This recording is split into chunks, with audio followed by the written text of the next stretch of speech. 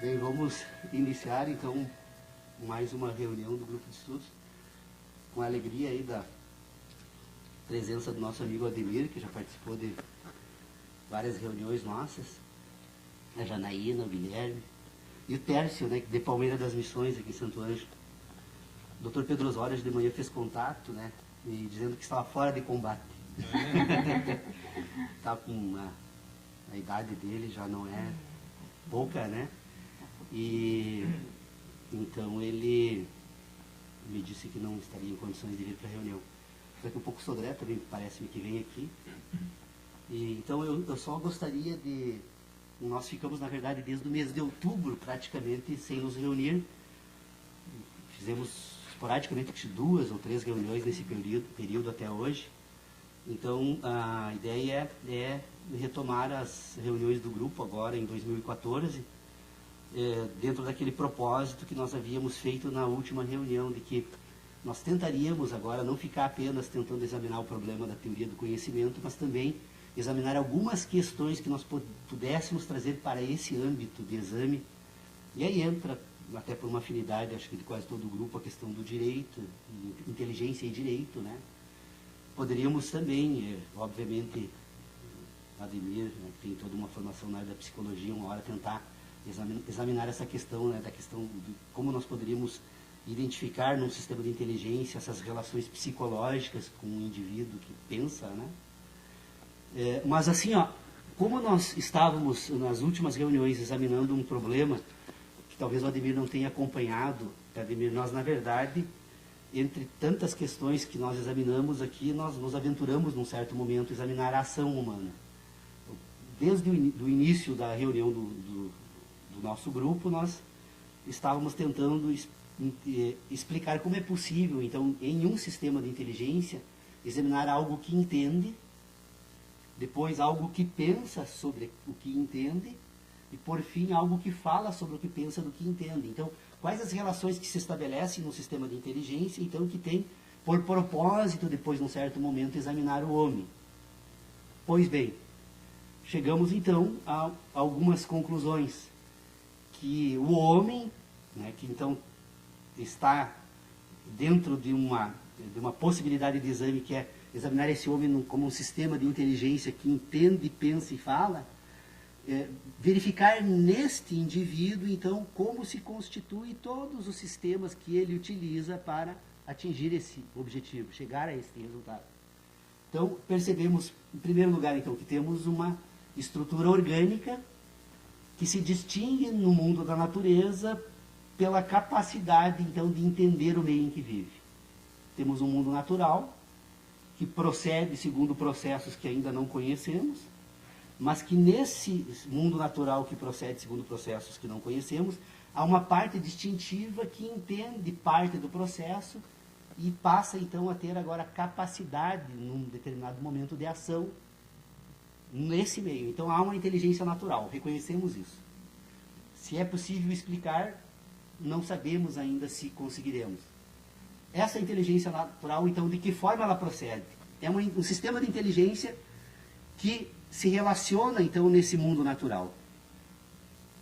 E ao se relacionar nesse mundo natural, esse mundo natural produz impressões nessa estrutura orgânica. Essas impressões que esse mundo natural produz nessa estrutura orgânica, então, elas agora são ordenadas. Como é que essa estrutura orgânica ordena essas impressões? Bom, essa estrutura orgânica, então, ela recebe impressões a partir de 5 fontes, que são audição, visão, tato, gosto e olfato. E quando ela recebe essas impressões a partir desses 5 sistemas de relacionamentos, ela mesma, estrutura orgânica, ordena essas impressões através de uma relação que ela estabelece endogenamente a partir de 2 grandes instruções que essa estrutura orgânica recebe, que nós não sabemos de onde vem, mas percebemos que elas existem. Que instruções são essas? Essa estrutura orgânica está permanentemente programada para sobreviver. Ela vai, então, interagir nesse meio todo, buscando sempre a sobrevivência. Nesse processo de sobrevivência dessa estrutura orgânica, ela permanentemente está se reproduzindo. Ela inicia com um processo orgânico simples, que se desenvolve de forma complexa, mas há uma permanente reprodução orgânica. Quando cessa a reprodução orgânica, essa estrutura orgânica desaparece. Volta ao mundo natural. Então, essa estrutura orgânica, então, relaciona essas duas instruções. Sobrevivência e reprodução. Oh, salve, salve. Tudo bem? Estamos com a presença do Ademir e eu estava aproveitando para rever rapidamente essas nossas investigações sobre inteligência, né? Então, eu prometo ser bem breve. Essa estrutura orgânica, então, ela está permanentemente se reproduzindo e permanentemente busca a sobrevivência.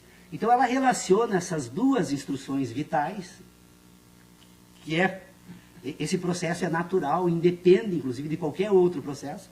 Ela relaciona essas duas instruções vitais, sobreviva e reproduza-se permanentemente, necessário, inclusive, para a sobrevivência, com estas outras 5 impressões que ela recebe do mundo natural. Ao relacionar as 5 com essas duas, ela produz um sistema que nós poderíamos chamar de sistema heptanimal de inteligência. Ou seja, são 7 operadores lógicos que se abrem e permanentemente, então, tem a possibilidade da repetição não algo.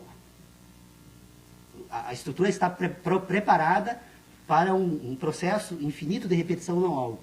Nessa estrutura, quando algo, que então é essa relação que se estabelece entre essas 5 relações externas, exógenas com a endógena, ela abre novamente um processo heptanimal. Novamente, 7 operadores lógicos se organizam. Esses operadores lógicos podem ser representados na estrutura orgânica a partir de circuitos elétricos. Elas vão programar essa estrutura orgânica. Toda vez que uma relação dessas ocorre, essa estrutura orgânica se transforma de uma certa forma e que vai ser permanente. Ela vai ser o resultado, inclusive, de todas essas transformações. No final, o homem, que quando ele constrói aquilo que nós chamamos agora de inteligência racional, percebe que, através de um sistema complexo, que ele agora é possuidor de um sistema de inteligência, esse sistema de inteligência não é nada mais, nada menos do que o resultado final desse processo heptanimal de operadores infinitos não algo e algo, e cada vez que algo, esse processo se abre, né? E ele vai constituindo, então, um sistema de inteligência que, no final, vai constituir o quê? Um indivíduo que, num determinado momento, ele percebe que há um processo em curso no espaço. E que, nesse processo em curso no espaço, ele vai identificar agora um conjunto de acontecimentos nesse mundo da natureza que começam a encontrar correspondência, sob o ponto de vista agora desse processo algo, com um sistema de relacionamento sintético organizado agora num outro ambiente de inteligência, que é aquele que vai constituir o que nós vamos chamar de racionalidade. Ou seja, esse processo de constituição de um sistema racional, ele parte da ideia de um processo em curso no espaço, e na medida em que ele consegue ordenar esse processo em curso no espaço, ele constitui o mundo. O mundo, então, é a ordenação que se estabelece nessa estrutura orgânica, a partir, então, desse sistema heptarrelacional não algo-algo. É um sistema de relacionamento que se estabelece nesse ambiente, que promove essa transformação nessa estrutura orgânica e vai constituir a razão. Então, é um sistema de correspondências. O que nós temos aqui nesse sistema de correspondências? Então, agora, nós temos um mundo natural que procede segundo processos que essa racionalidade organiza, né, na medida que ela consegue completar ciclos. Então, há um processo em curso no espaço, há um sistema de correspondência. Eles se reproduzem certa quantidade de vezes, essas identidades entre não algo, nesses dois ambientes, e ele vai constituir o que? Então, agora ele fecha um ciclo. A partir da constituição de ciclos de inteligência, constitui, então, aquilo que nós chamamos de mundo, que são processos. Então, nós temos um mundo natural, agora nós temos um mundo racional. O mundo natural é o mundo, então, dos fenômenos que aqui ocorrem, que nós talvez jamais vamos conseguir explicar na totalidade como esses processos ocorrem. Mas há também nesse ambiente um mundo de ciência, um mundo de ideias. Essa é a razão pela qual eu venho insistindo há bastante tempo aqui no grupo de estudos, que nós precisamos separar conhecimento e ideia. Por quê? Porque o mundo do conhecimento é o mundo dos fenômenos, é o mundo das sensações, é o mundo das relações heptanimais. O mundo agora da ciência é o mundo das relações. o mundo das relações e o mundo das sensações, eles estão em ambientes diferentes, porque eles têm como intermediário o homem. Jamais vai haver identidade entre ideia e fenômeno. Porque entre a ideia e o fenômeno tem o homem, que ele precisa ser utilizado agora como instrumento de aferição dessas correspondências, porque ele constitui um sistema de inteligência que está armazenado nele, está gravado. São as suas memórias. E essas memórias não são apenas racionais, são memórias do sistema. Por isso que certos indivíduos, em certas circunstâncias, enfrentam situações de temor, de pavor. Por quê? Porque no mundo das sensações, aquele sistema está ordenado de uma forma e no das ideias de outra. E como ele não consegue racionalizar aquele mundo de sensação, nós identificamos, então, os traumas, as psicoses e aí por diante, e tudo. Vai depender da gravidade, então, né, que esse processo natural produziu nesse indivíduo a partir de certas relações não organizadas racionalmente, principalmente numa sociedade que tenta compreender o mundo como um todo, sempre para coordenar a ação. Então, o que eu gostaria de trazer hoje para vocês aqui é isso. Como eu vinha insistindo na possibilidade de separar conhecimento e ideia, eu venho refletindo, assim, na verdade, essa pausa do grupo de estudos para mim foi muito boa, porque me permitiu, assim, fazer uma revisão de tudo aquilo que nós viemos examinando aqui. Eu me dei por conta, né, até fazendo uma leitura muito interessante de uma obra de Hans Kelsen, Teoria Pura do Direito, como eu fui chamado agora para uma missão que me deixou muito feliz, que é lecionar filosofia e ética no curso de Direito, no 9º semestre.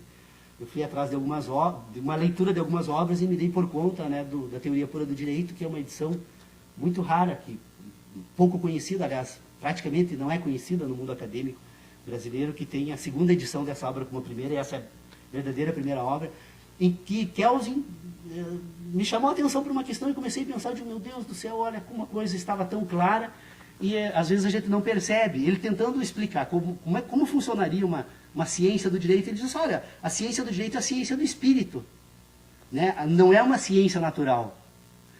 Vejam que ele já havia percebido a necessidade de distinguir ciência e natureza. Porque a ciência, a natureza produz conhecimento. A natureza vai produzir conhecimento na medida em que ela produzir essas impressões nessa estrutura orgânica que vai relacionar essas sensações, vai armazenar num sistema que ela vai utilizar agora para voltar a fazer ciência sobre esse mundo da natureza. Mas o mundo da natureza está organizado num ambiente completamente natural, tanto que é o mundo da natureza, obviamente, né? Quer dizer, os processos do mundo da natureza, nós conhecemos alguns processos, alguns ciclos desse processo. Nós dominamos a tecnologia, pelo menos em parte, né? Da eletricidade, do eletromagnetismo e assim por diante, né? E na medida em que o homem consegue entender certos processos naturais, então ele constitui certos conhecimentos que ele denomina de científicos, mas o mundo da ciência é o mundo das relações, é o mundo das ideias. E o mundo das ideias e o mundo das relações não é o mesmo do que o mundo das sensações, porque sempre entre o mundo da ciência e o mundo do conhecimento tem o homem. O homem é o intermediário entre a ciência e conhecimento. Então a ciência vai ser aquilo que o homem obter de ordem nesse ambiente que é o ambiente que nós chamamos de espiritual. Essa foi a tentativa de Hans Kelsen, ou seja, de tentar organizar um sistema de ideias, um sistema espiritual, aliás, ele diz um sistema de conteúdo espiritual objetivo, porque dar objetividade ao espírito é muito difícil. Porque essa objetividade para o espírito é buscada no mundo da natureza. E o mundo da natureza ele é parcialmente apenas conhecido. E se o mundo da natureza é parcialmente conhecido e serve de modelo para o mundo das ideias, nós vamos, sempre que fazermos utilização do mundo da ciência, que é o mundo das ideias, nós vamos estar dependentes, né, da correspondência entre a ideia e o fenômeno. E cada vez que o fenômeno, que se avança nos conhecimentos sobre o fenômeno, muitas vezes a ciência precisa ser reformulada, porque as relações então utilizadas não eram adequadas.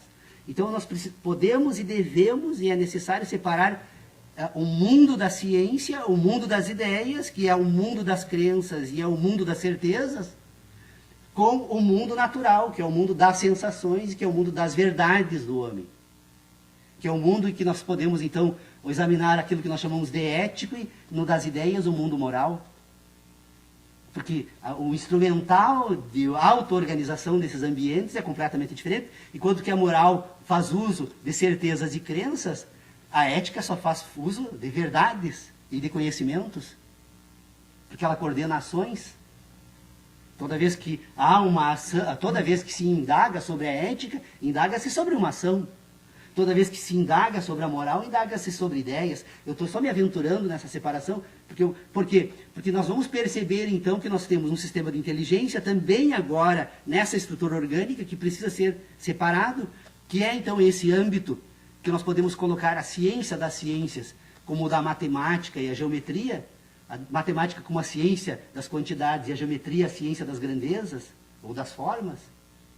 Então, se nós temos neste ambiente a possibilidade de produzir certezas, que a matemática e a geometria nos permitem produzir, só no âmbito das ideias, esse ambiente também, junto com ele, permite produzir crenças. E separar o que é crença e o que é certeza é uma tarefa muito difícil, porque vamos ter que nos voltar novamente para os conhecimentos.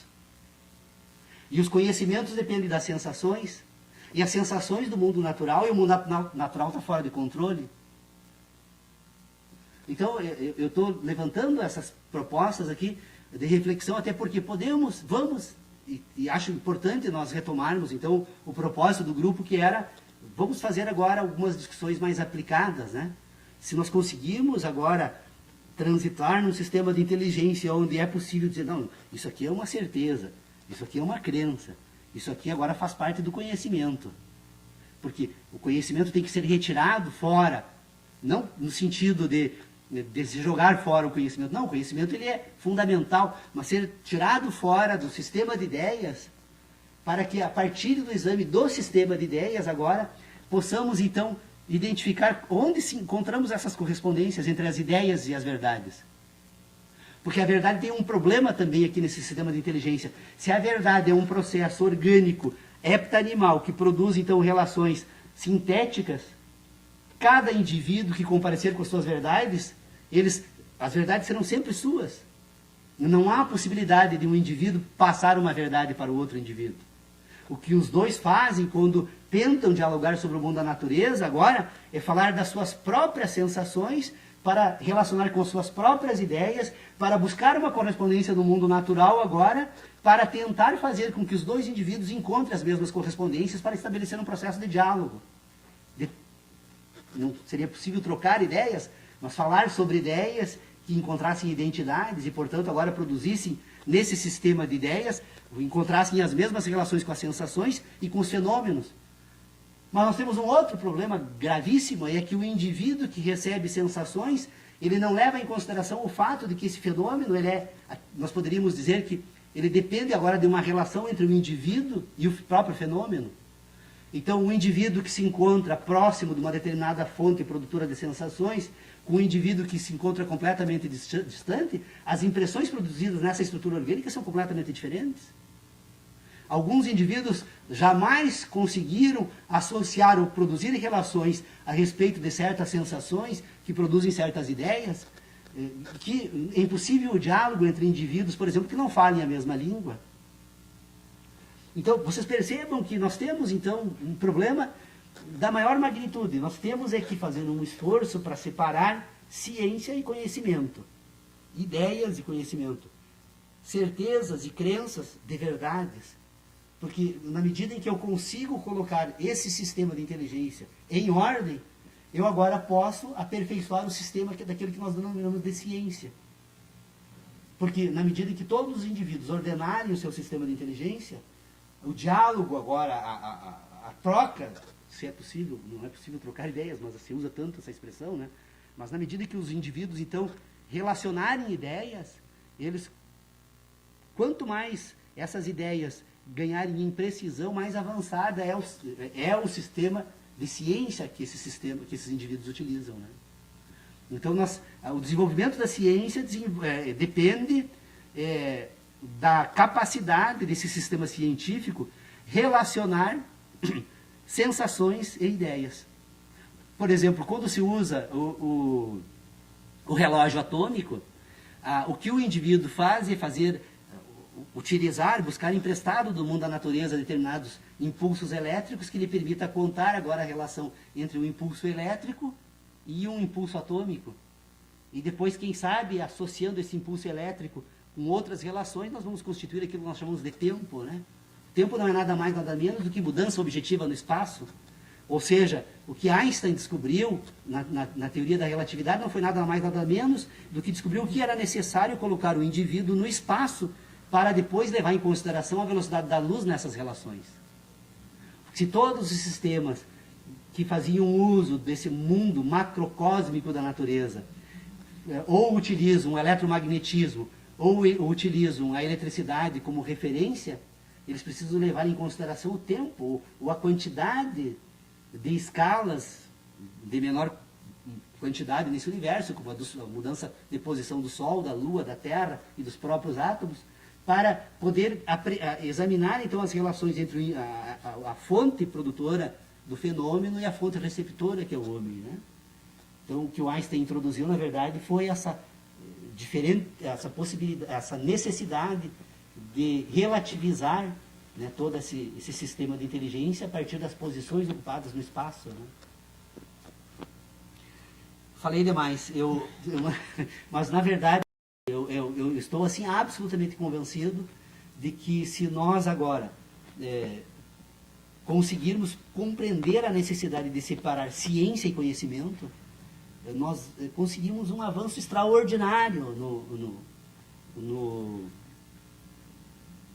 na ordenação de qualquer outra questão que a gente venha examinar aqui no grupo de estudos, porque essa questão é fundamental. A filosofia sempre teve dificuldades de resolver questões relativas à teoria do conhecimento, porque a filosofia sempre imaginou, pelo menos a filosofia que nós temos hoje, né?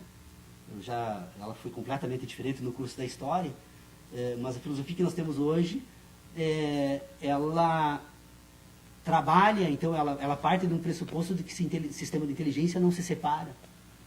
Ideias e mundo da natureza, né? Elas compõem um todo que é o homem, e é o homem que tem que ser estudado, não o sistema de inteligência. Tanto que a filosofia nunca examinou esse sistema de inteligência, né, dessa forma. E eu acho que pode ser diferente. Eu acho que é possível dar um salto de qualidade muito grande, gigantesco, aliás, né, na teoria do conhecimento, porque ela vai permitir agora, então, pôr em ordem uma série de questões que dizem respeito à natureza, ao homem, ao mundo, às ideias, aquilo que pensamos sobre nós, né, especialmente. E, portanto, sei lá, talvez produzir algo melhor do que temos hoje aí, porque está complicado esse mundo da natureza aí, né, e do homem. O cultural está complicado, né? É crise, nós estamos num mundo em crise, né? Um mundo em que o homem se julga imagem e semelhança a Deus e, portanto, autorizado a dominar completamente a natureza, os animais, como se fosse um senhor absoluto, né? Mas não se vê mais como um integrado na natureza. Eu acho que a convivência com os Bibiá-Guarani, pelo menos, a mim fez perceber o quanto esse processo todo nos desumanizou. Nós somos produtos de um sistema civilizatório. Aliás, eu quando falava sobre a questão do homem que pensa, que constitui, percebe que o mundo é um processo em curso no espaço, na verdade, o que é nesse sistema de inteligência, então, o que nós poderíamos tomar por universo? O universo é um processo em curso no espaço. O que é o mundo? O mundo é um universo ordenado por sensações. E de que forma se ordena o mundo por sensações? A partir da razão. O que é a razão? A razão são as sensações relacionadas entre si. As sensações que se relacionam nesse sistema de hepta relacional de inteligência produzem a razão. Essa razão agora, na medida em que ordena o universo, constitui o mundo. Nós temos o universo como um processo em curso no espaço, o mundo como um universo ordenado por sensações, e a razão como um sistema de inteligência ordenado entre si. E aí, nesse sistema de inteligência, que a razão são as sensações organizadas entre si, nós podemos identificar, então, agora uma ciência formal e uma ciência material. Ou seja, nesse sistema de inteligência, todas as relações ordenadas entre si, elas constituem a estrutura formal da inteligência. Por quê? Porque como esse sistema de inteligência hepta-ordena, né, e constitui um sistema heptarrelacional de inteligência, esse sistema heptarrelacional ele constitui uma estrutura formal de inteligência. E na medida agora em que ele recebe matéria da natureza, ele tem então agora a estrutura material da inteligência. Então a estrutura material da inteligência está vinculada às relações entre impressões. Toda vez que essa estrutura orgânica recebe impressões, ela recebe o objeto material da ciência. E toda vez que ela ordena entre si, ela produz uma estrutura formal da inteligência. Então nós temos uma estrutura material e uma formal. Dessa material e formal, quando ela se relaciona entre si, ela constitui a razão humana. E agora, quando ela relaciona com o mundo, ela constitui, quando ela relaciona com as sensações, ela constitui o mundo. E ao perceber, então, que ela relaciona agora sensações e fenômenos e produz o mundo, ao produzir este mundo, ela percebe que nem todo esse mundo produz sensações de forma direta ou imediata. Tanto que esse mundo é um mundo tão complexo e o homem ocupa uma parcela tão insignificante desse universo que nós já identificamos, por exemplo, que só para que o homem possa dizer que a estrela d'alva existe, ele precisa viver 230 anos. Porque é o tempo necessário para que... Estrela d'alva não é estrela polar, estou eu agora... estrela d'alva é a estrela do Natal, né? Uma música de carnaval. Então, a relação entre a estrela polar e o homem, ela leva 230 anos. Nós jamais vamos assegurar que a estrela polar hoje possa existir, porque eu precisaria viver mais 230 anos. Eu estou apenas recebendo impressões do passado desse universo. O presente desse universo me é desconhecido, completamente desconhecido, vai me ser desconhecido. Porque eu sou apenas uma parte. E a parte, do seu ponto de vista desse sistema de relações hepta-animal, ele não tem como a parte englobar o todo, porque ela está sempre dependendo dessa produção, desta relação entre a parte e o todo. Então a parte jamais vai ser maior que o todo. E, portanto, nós somos apenas uma parte desse processo e completamente insignificante para nos julgarmos, né, os escolhidos para reinar sobre o todo. Né? Então, eu acho que processo de constituição de novos indivíduos, de melhores indivíduos, passa necessariamente por proporcionar neste ambiente de relações, então, que vai produzir então essas transformações orgânicas que ao mesmo tempo que produz um sistema de ideias, ela interfere nas ações humanas. Aquilo que nós chamamos de personalidade humana é a constituição do sistema de inteligência no curso da história desse indivíduo. Então, o indivíduo tem uma personalidade porque ele foi impresso pela natureza. E essa impressão da natureza, ela pode imprimir o homem para todos os fins.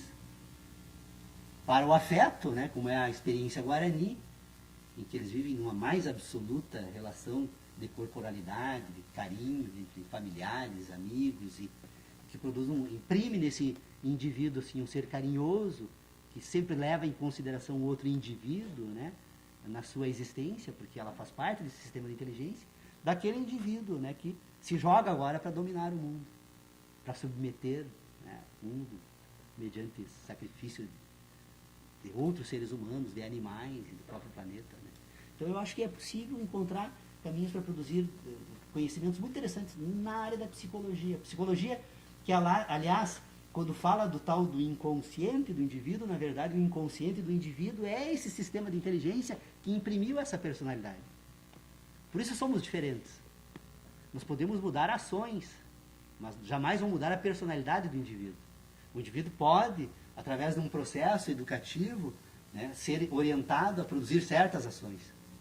Mas educação alguma muda a personalidade desse indivíduo. Porque essa personalidade desse indivíduo, ela é impressa pelo mundo da natureza. E essa impressão que produz no mundo, e que, então, usa desse operador lógico que eu chamo de hepta-animal, ele vai, então, agora formar todo um sistema de inteligência e que, ao mesmo tempo que ele é relacionado no mundo da ciência, no mundo das ideias, ele também transforma no mundo da natureza, no mundo orgânico, no mundo das ações. Então, esse indivíduo ele é impulsionado a agir de forma natural, né, independentemente das ideias que ele estabelece sobre isso. E aí eu desafio a todos nós fazermos uma experiência que eu fiz, inclusive, ontem à noite, e mais uma vez eu confirmei que eu estava absolutamente certo. eu saio do meu quarto no mais absoluto escuro e num determinado momento eu levo a mão e pego exatamente na ponta da chave. E eu não tenho absolutamente nenhuma sensação desse ambiente. O meu corpo já se acostumou tanto com esse movimento que ele está programado organicamente para encontrar o ponto da chave. Vocês percebam como esse mundo da natureza me programa? Nós subimos escadas na nossa casa, no escuro, nós sabemos exatamente quando estamos dando o último degrau, nós não precisamos pensar sobre isso. Fazemos isso sem perceber todos os dias. Por quê? Porque esse sistema que produz impressões desse indivíduo, ele programa esse indivíduo. Programa as ações desse indivíduo. E ao programar as ações desse indivíduo, então ele vai constituir agora um sistema de inteligência orgânico. O homem, antes de mais nada, é um sistema de inteligência orgânico. Depois que ele se constitui como sistema de inteligência orgânico, é que ele vai agora desenvolver a ciência. Não há ciência no indivíduo antes da organização, desse sistema de inteligência orgânica se constituir.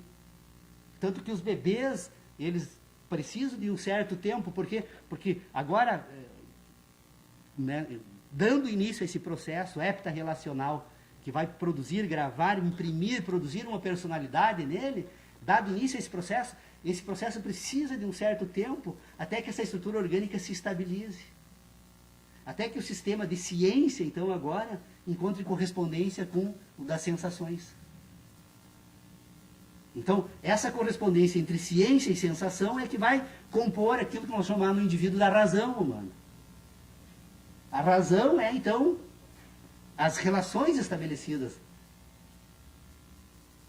Por isso a tentativa permanente do indivíduo de tentar entender tudo. Porque tudo aquilo que afeta essa estrutura orgânica, que não é relacionado, sob o ponto de vista científico, perturba.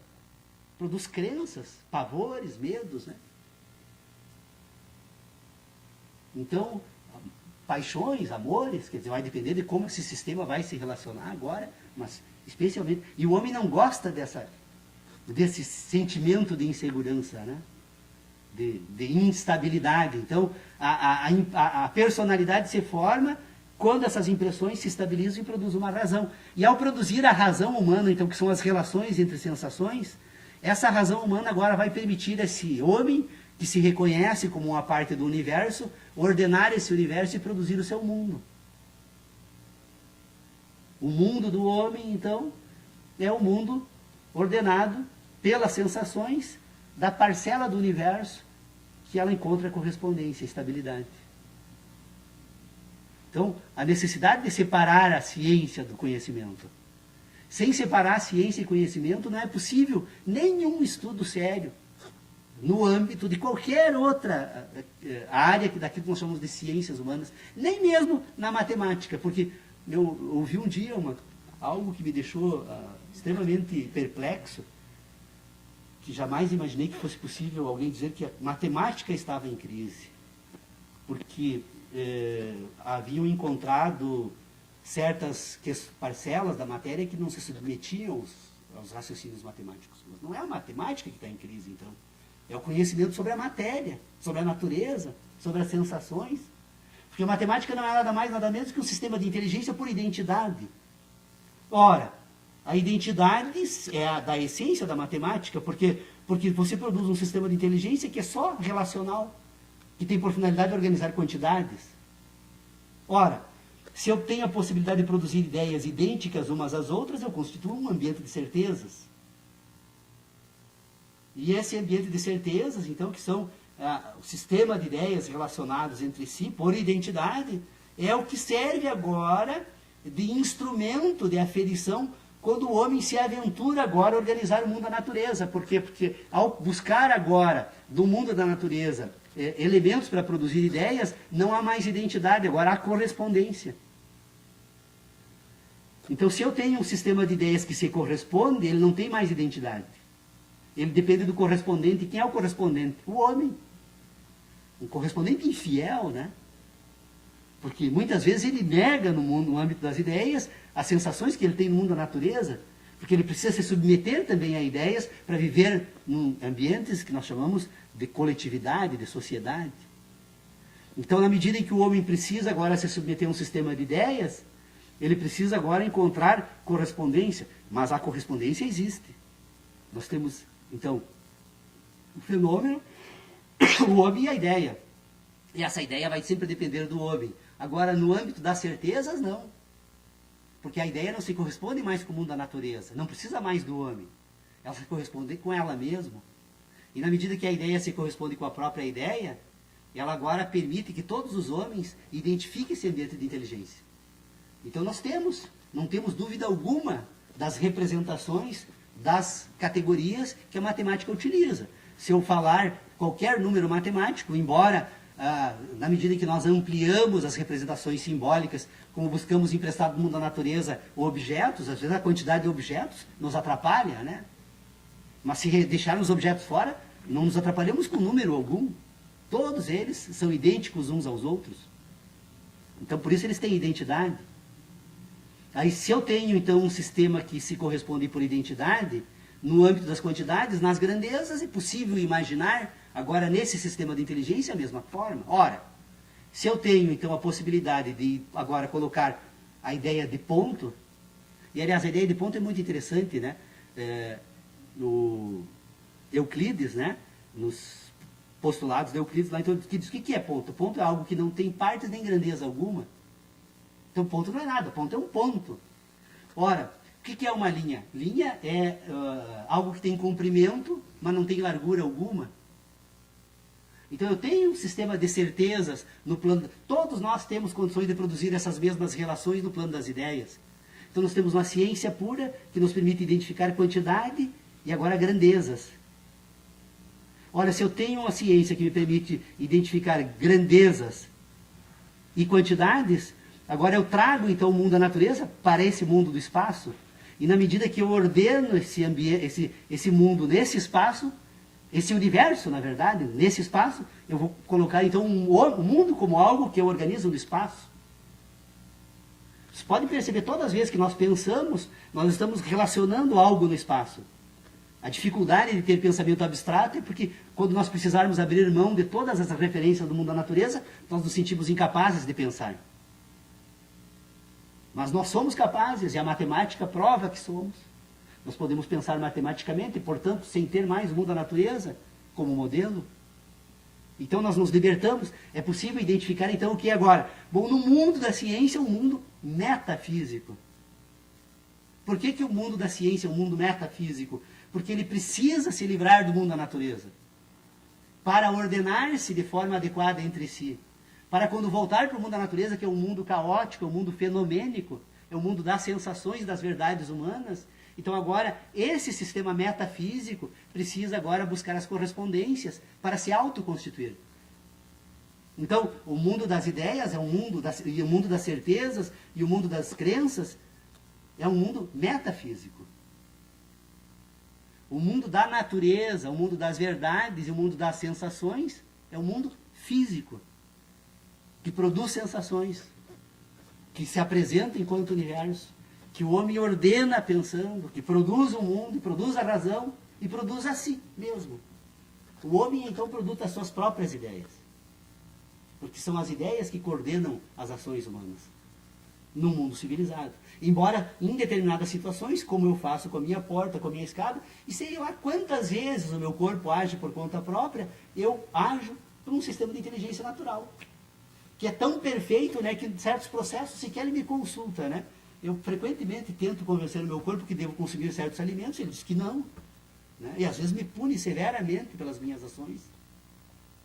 Quantas vezes eu me alimento adequadamente e meu corpo produz absolutamente, ele sabe exatamente aonde mandar as vitaminas, o que fazer com o que não presta daqueles alimentos, e ele não me consulta absolutamente por nada. Ele, assim como ele faz isso tudo, ele faz muito mais, ele me faz.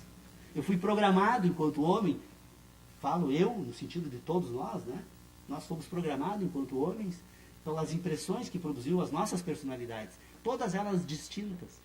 Agora, o fato de termos personalidades distintas não nos impede de fazer ciência. Porque a ciência é apenas ordenação. A ciência não são sensações, nem fenômenos, nem verdades. Porque as verdades que nós temos hoje não são as verdades que se teve no passado e muito menos a do futuro, porque jamais somos os mesmos. A cada segundo que passa aqui, já não somos mais os mesmos. Chegamos de uma forma, saímos de outra.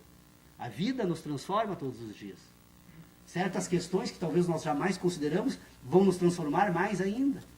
Quando pararmos de nos reproduzir organicamente, cessamos enquanto estrutura orgânica, voltamos para a natureza, para que ninguém sabe. Eu, Tá? eu sei. Por isso que a ideia de Deus na vida é uma ideia fantástica, né, que o Guarani toma. Deus é a vida. Aonde está a vida, está presente Deus. Né?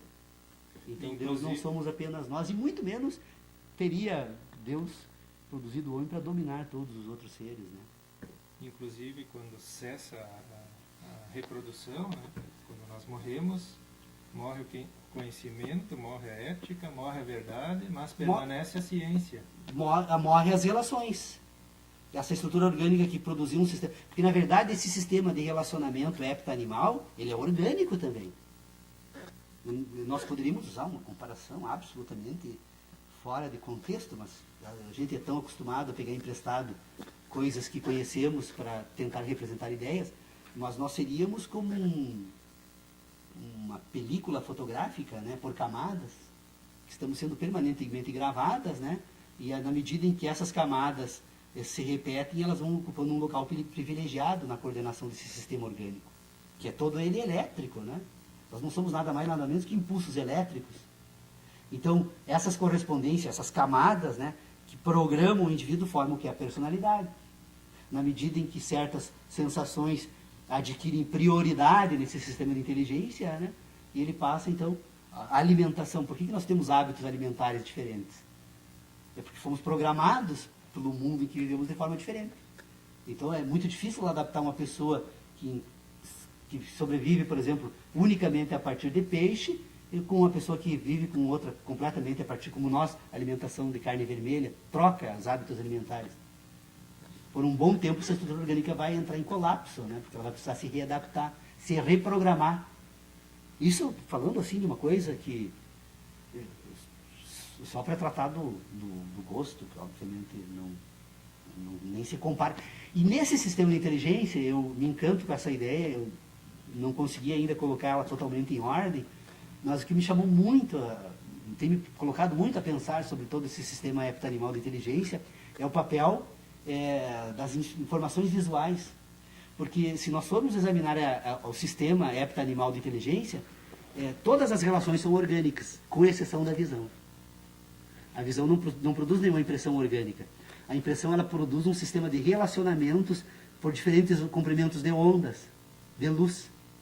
Ou seja, o indivíduo, ele ordena o espaço no seu entorno, porque o cérebro ordena diferentes comprimentos de ondas de luz que são captadas e processadas pelo nervo óptico e o cérebro, né? Então, eu não tenho sensação alguma com a visão. Não é à toa que a visão, ela é utilizada nos truques de mágica, que é a única que pode enganar o homem é a visão. Você pode ter, tanto que todas as grandes revelações para o homem sempre foram revelações da visão, né? Se usa depois de todas as outras estruturas de inteligência para tentar explicar o conjunto todo. A visão, ela é então de natureza lógica, ela não é orgânica, ela tem que ser examinada de forma diferente do sistema de inteligência. Porque se tem uma instrução que manda sobreviver, outra que manda se reproduzir, e que essas duas instruções então vão compor nesse sistema de inteligência 7, mas não 5 sentidos humanos, e que a gente vai encontrar correspondência entre essas duas sensações com a dor e o prazer. A sobrevivência e a reprodução, tanto que a reprodução que se projeta para fora do indivíduo, ela faz uso de uma superestrutura de prazer para compelir o indivíduo a buscar essa reprodução exógena, né? A ação, aquelas questões que eu trouxe na reunião sobre a ação humana, explicariam um pouco melhor isso. Mas já examinamos aqui, né? Então acho que não é um assunto, precisaria de uma reunião do grupo todo para tratar só desse assunto. Mas a questão toda é essa. Então, se essa estrutura então tem 4 sensações orgânicas, 6 sensações orgânicas, 2 endógenas, 4 exógenas, ela tem uma outra que é só relacional. A visão, ela produz, agora, ela vai permitir ao homem imaginar o mundo. Num mundo em que o homem, que todos os homens sempre tivessem sido cegos, não teriam desenvolvido uma razão. Estaríamos com um sistema de inteligência próximo ao dos animais, demais animais, aliás. Porque o que permite o homem imaginar o mundo é a capacidade que ele desenvolve a partir da visão. É óbvio que essa estrutura orgânica está pronta em todos os homens. Eventualmente, um que nasça cego hoje não encontraria essa dificuldade, porque ele teria agora os demais seres, né, para lhe introduzir, então, agora nesse sistema de relacionamento racional. Mas, se o homem todo jamais tivesse tido visão, ele não teria desenvolvido a razão. A racionalidade humana não existiria. Então, nós dependemos desse sistema lógico, relacional, que vai fazer o que agora? Vai ordenar esse ambiente no espaço. A visão ordena o ambiente no espaço, só que tem um problema na visão. A visão, ela sempre chega atrasada na fonte recebedora da sensação. Essa é a razão pela qual é possível enganar o homem. Porque entre a produção da fonte luminosa e a recepção, você pode introduzir fatores que interfiram nessa produção. Desvie, por exemplo, a fonte luminosa para um outro lado, como fazem os espelhos dos circos. Mas não há correspondência entre a produção da relação e a decodificação da relação. Porque a mente humana apenas decodifica. Vocês percebam, eu já vi isso várias vezes, acho que de uma forma ou outra, em algum lugar já deve ter visto, a história do lenhador, né? Quanto mais nós nos afastamos, mais se dissociam, né, as fontes produtoras de ruído e de luz, ao ponto de que, em um determinado momento, né, o lenhador faz produzir o barulho do machado quando levanta o machado e não mais quando bate na lenha. Né? Então vocês percebam que há um descompasso entre as sensações. O indivíduo agora que está presente no espaço, ele recebe em momentos diferentes, porque os processos físicos que produzem sensações, aliás, o processo lógico que produz a impressão da visão é temporalmente diferente do processo lógico que produz a sensação na audição. Então, ordenar esse indivíduo no espaço talvez é a principal dificuldade da ciência. Porque e o que o Einstein descobriu foi isso. A teoria da relatividade, é óbvio que Einstein foi um gênio fantástico, né? Mas se nós fôssemos pensar um pouco sobre isso, todos nós descobriríamos. Então o que Einstein fez foi pensar diferente. Como nós aqui precisamos talvez pensar um pouco diferente. Essa é a proposta, né? Eu disse que ia falar pouco, falei sozinho de novo, né? Mas eu estava ansioso para compartilhar algumas descobertas, porque na verdade, Ademir, a grande polêmica nossa aqui do grupo, o Sodré é testemunha, assim, porque eu concordo plenamente assim, com o debate, é absolutamente importantíssimo, né?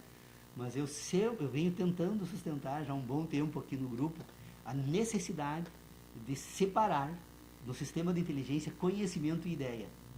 Que agora hoje eu evoluí então para tirar a ideia de lado, para tentar então trazer um outro elemento de reflexão, separar conhecimento e ciência. Conhecimento e ciência tratam de temas absolutamente distintos, embora ambos precisem um do outro. Não é possível falar em ciência sem conhecimento, não é possível falar em conhecimento sem ciência, mas é possível separar. Eles estão muito... na educação que nós recebemos, tanto a cultural, a educação moral, toda ela, né? Tanto essa como a educação formal, acadêmica, né? Todo o esforço da educação é nos convencer de que essa separação não existe. Vou te fazer uma pergunta. Nessas três dimensões, ideia, conhecimento e ciência, como é que você vê isso aí no mundo da natureza? Olhando aqui o nosso cenário, né? O mundo dos animais. Essas três dimensões existem para esse mundo animal?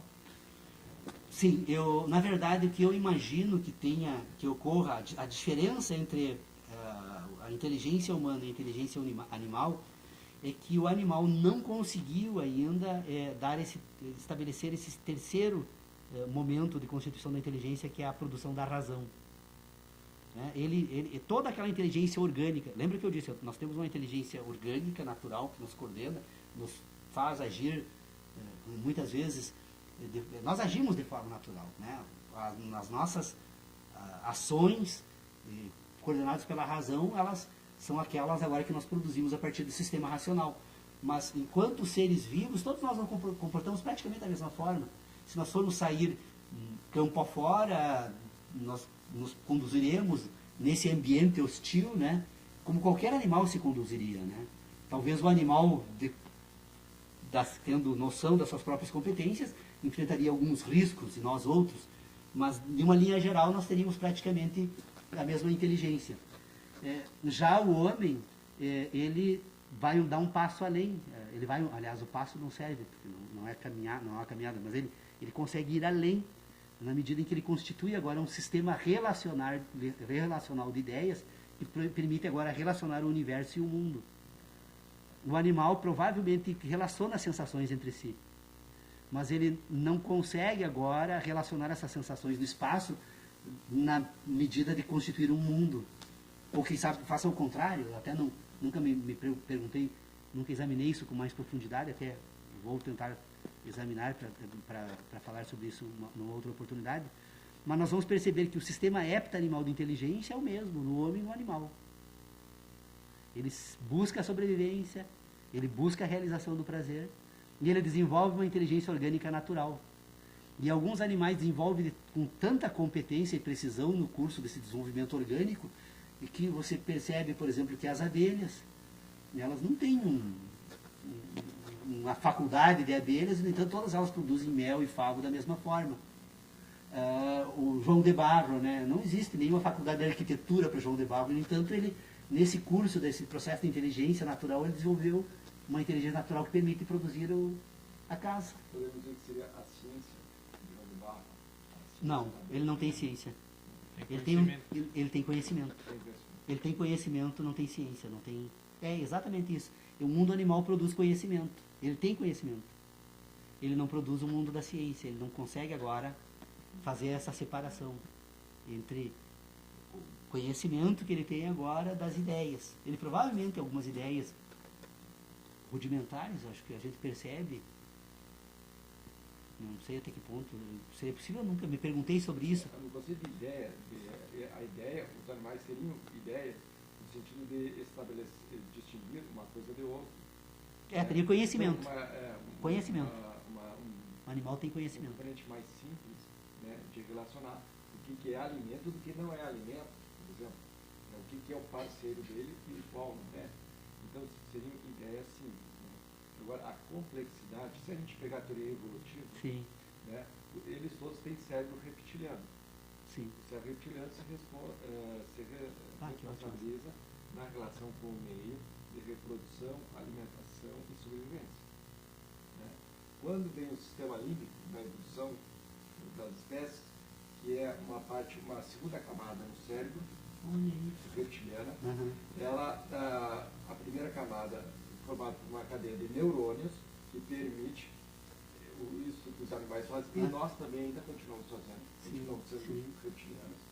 No sistema límbico aparece a complexidade das cadeias de neurônios estabelecendo as relações de afeto. Então, eles também têm eles protegem a cria. E no princípio básico da vida, eles dão afeto às suas crias. Eles brincam, que é o homo ludens. O lúdico, ele antecede a cultura. O lúdico, todos os animais, principalmente os animais, brincam. Né? E nós brincamos na terra infância. Embora adultos também brincamos. Então, veja bem, há uma correlação entre o desenvolvimento da complexidade do cérebro. Isso está relacionado muito com tudo que falou. Nós temos que ver assim, em que hardware roda esse software mais complexo. Né? Então, o hardware reptiliano, eles têm, nós temos. Sim. Aí vem um software, um hardware, uma cadeia de neurônios mais complexa, que permite as questões do afeto e eu distinguir de quem eu gosto e quem eu não gosto. Né? E aí tem a ver com todas as questões das relações sociais. Também vínculos sociais. Sim. Né? A sociologia e a antropologia, elas têm que dialogar com a filosofia. Sim, com certeza. Agora, o momento em que nós avançamos para a camada cognitiva, que é o neocórtex, que é superficial, inclusive isso organicamente é superficial, essas camadas de neurônios. tantos acidentes aí que as pessoas têm neurológicos, normalmente afetam o cognitivo. As pessoas continuam respirando, continuam alimentando-se e o organismo continua dando conta de algumas questões básicas. Mas fica comprometido o cognitivo, depois o motor, e aí vai até... Né? Então, existe uma correlação entre o desenvolvimento evolutivo deste orgânico, que se fala muito no orgânico, né? Essa evolução, esse eixo de evolução, permite que quando chega no neocórtex, é que começa a surgir a construção, talvez, da razão e do mundo. Da ciência. Da ciência. Da ciência, né? E da construção da própria matemática. A matemática existe por si mesma ou é uma construção da inteligência? Da inteligência.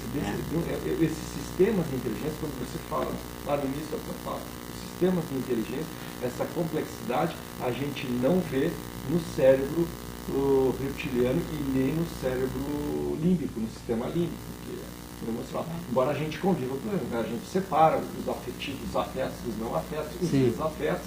Sim, né? sim. As questões reptilianas, nossas, de reprodução e convivência, eminentemente reptiliano. Nesse cognitivo, é que, agora tem uma questão interessante, é que a partir da invenção, aí, a partir da Idade Média, eu acho que ele também tem que se faz na linha de tempo, né? Quando aparece o Kant, né? Por exemplo, eu estou lendo aqui. Que representa na filosofia essa ideia. O clima intelectual da época, o Zeitgeist, que o pessoal chama, na epistemologia, determina muito a formação do pensamento, o que vai surgindo, né? Então, no século XVIII, 18, 17, 18, 19, há uma aceleração. Saiu os trabalhos do século 18, né? Aparece e começa a ver uma aceleração, a gente observa nos últimos 300 anos, então agora pegando nos últimos 300 anos, há uma super aceleração da tomada de consciência dessas complexidades. Mas há um perigo que hoje, que a gente, eu não sei se isso é ingênuo, no meio do fundamento, é que se discute hoje na filosofia da ciência, até que ponto nós outorgamos o direito de comandar todos os outros bichos. E na teia da vida, que era mais ou menos, parece equilibrada mais para o índio, na sociedade indígena, parece mais equilíbrio, menos expoliação, exploração, nós agora, os outros bacanas, nos consideramos senhores e tudo foi feito ao nosso bel prazer. Quer dizer, inventamos Deus para que Deus nos criasse, segundo Domênico de Masi. Domênico de Masi diz assim, que o homem é o inventor, mas Deus é o criador. Ele não discute com a teologia. Vocês são realmente... É verdade? Deus criou tudo. Sim, é verdade. Mas quem inventou Deus? O homem. Então, de Masi, que é um sociólogo, coloca a gente em xeque na questão da teologia de Deus, me parece muito inteligentemente. Nós inventamos esses sistemas e nos otorgamos agora o bel prazer de detonar com a própria casa dos outros bichos. E a nossa? E a nossa própria casa. Quer dizer, a única espécie capaz de destruir a si mesma e a todas as outras. Isso é uma posição que hoje está na agenda da discussão da filosofia, da ciência. Ademir, que legal. Olha, muito legal essas informações. Mas nós chegamos no nosso horário, né? O nosso Bedel ali está anunciando a... Já estava querendo.